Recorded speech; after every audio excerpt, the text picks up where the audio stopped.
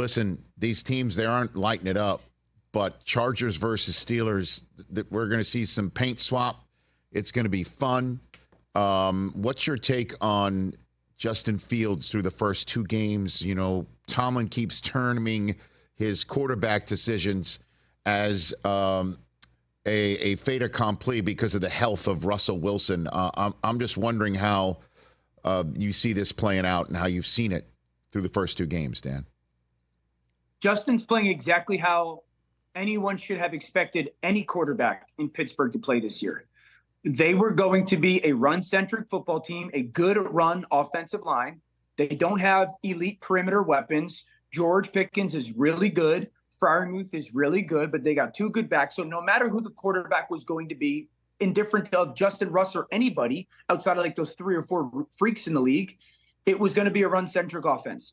They were going to try to play lights-out defense, and the quarterback really had to be very good with staying on schedule, keeping the offense on the field, not hurting the offense, being very efficient, and making sure that you're controlling the football game, that game manager thing. Justin's done exactly that. And that's the thing that, like, I get frustrated when I hear people continue to say, like, well, they've only scored this and that. One, that's growth in Justin Fields. That's stuff that he didn't do in Chicago.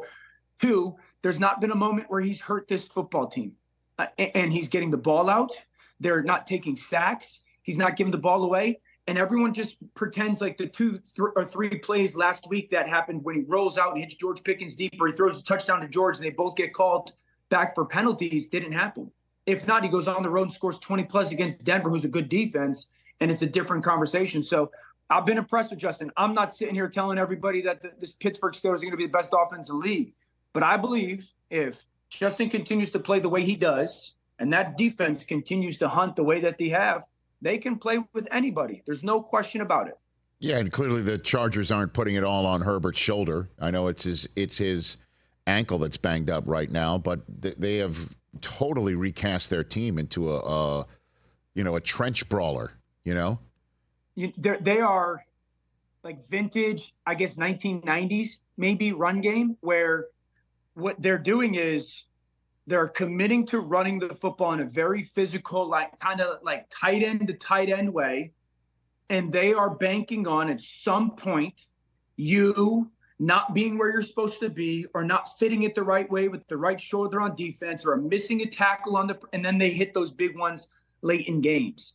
And what's happening is it's almost like the Titans when they were the 1 seed in the playoffs, I think in 2019, where they were so committed to being who they were that they weren't going to give other teams games. Like, you were going to have to go and physically match them to beat them. And now teams, what you're doing, if you watch the Chargers play against teams on defense, you watch these safeties, and anti-Mel Kiprich, watch these safeties slowly start to creep down. And Justin Herbert is getting a lot of single high safety, and he's just being really efficient in the pass game. And that's kind of the method of their offense. They don't have dudes on the outside that are great. And their defense is flying around.